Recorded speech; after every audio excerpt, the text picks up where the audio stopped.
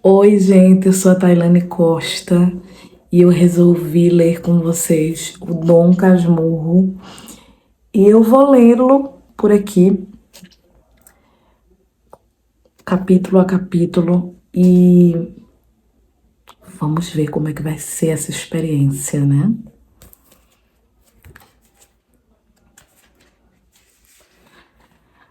Capítulo 1, do título. Uma noite destas, vindo da cidade para um engenho novo, encontrei no trem da central um rapaz aqui do bairro, que eu conheço de vista e de chapéu. Cumprimentou-me, sentou-se a pé de mim, falou da lua e dos ministros e acabou recitando-me versos.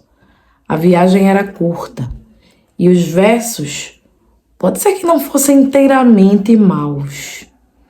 Sucedeu, porém, que como eu estava cansado, fechei os olhos 3 ou 4 vezes. Tanto bastou para que ele interrompesse a leitura e metesse os versos no bolso. Continue, disse eu acordando. Já acabei, murmurou ele. São muito bonitos. Vi-lhe fazer um gesto para tirá-los outra vez do bolso, mas não passou do gesto. Estava amuado. No dia seguinte, entrou a dizer de mim nomes feios e acabou alcunhando-me Dom Casmurro. Os vizinhos, que não gostam dos meus hábitos reclusos e calados, deram curso à alcunha, que afinal pegou. Nem por isso me zanguei. Contei a anedota aos amigos da cidade e eles, por graça, chamam-me assim, alguns em bilhetes. Dom Casmurro, domingo vou jantar com você. Vou para Petrópolis, Dom Casmurro. A casa é a mesma da Renânia. Vê se deixa essa caverna do Engenho Novo e vai lá passar uns 15 dias comigo. Meu caro Dom Casmurro, não cuide que dispenso do teatro amanhã. Venha e dormirá aqui na cidade. Dou-lhe camarote, dou-lhe chá, dou-lhe cama. Só não lhe dou moça. Não consulte os dicionários. Casmurro não está aqui no sentido que eles lhe dão, mas no que lhe pôs o vulgo de homem calado e metido consigo. Dom veio por ironia, para atribuir-me fumos de fidalgo. Tudo por estar cochilando. Também não achei melhor título para minha narração. Se não tiver outro título daqui até o fim do livro, vai este mesmo. O meu poeta do trem ficará sabendo que não lhe guardo rancor, e com um pequeno esforço, sendo o título seu, poderá cuidar que a obra é sua. Há livros que apenas terão isso de seus autores, alguns nem tanto. Capítulo 2 do livro.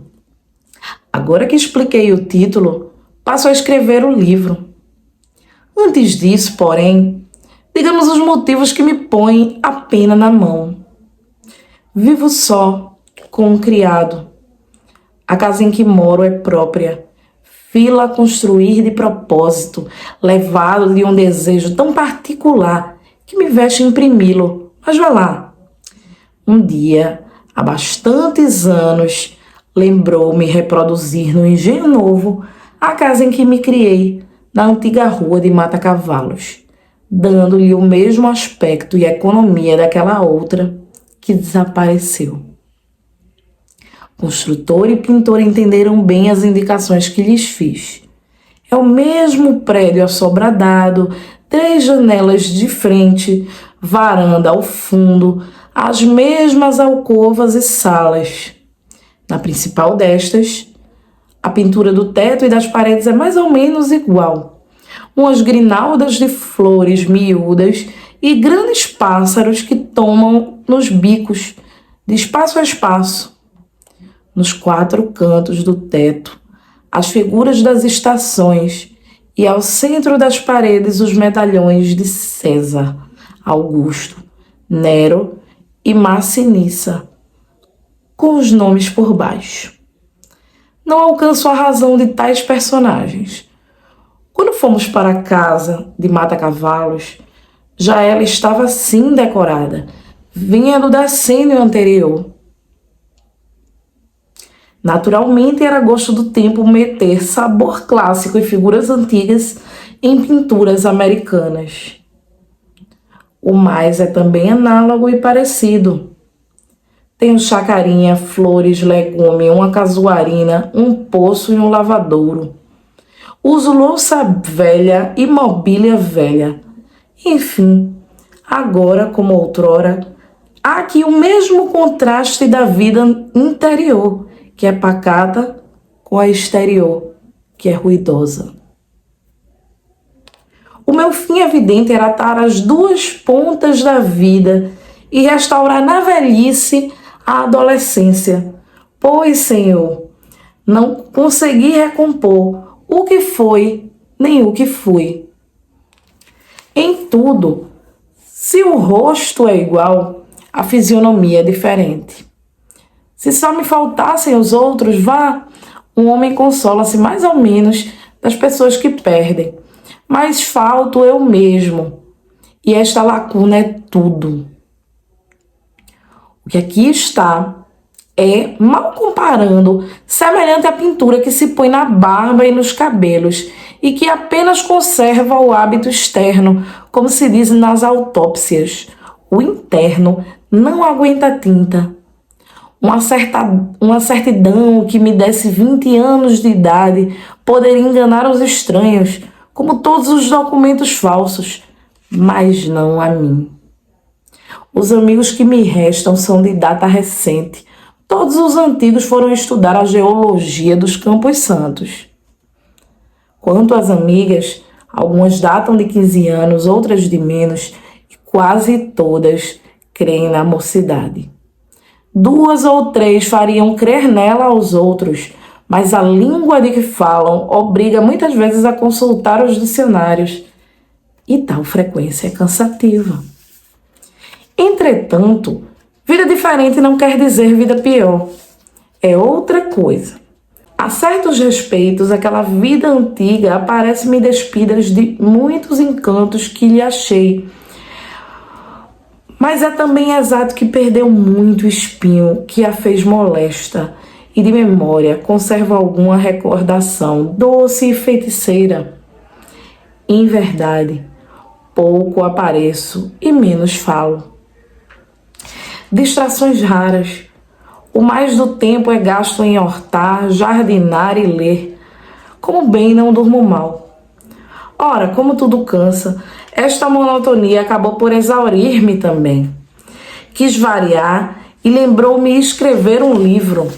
Jurisprudência, filosofia e política acudiram-me, mas não me acudiram as forças necessárias.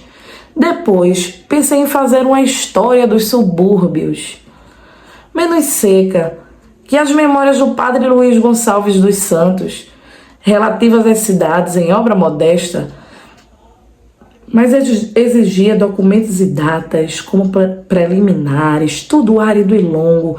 Foi então que os bustos pintados nas paredes entraram a falar-me e dizer-me que, uma vez que eles não alcançavam reconstituir-me os tempos idos, pegasse da pena e contasse alguns.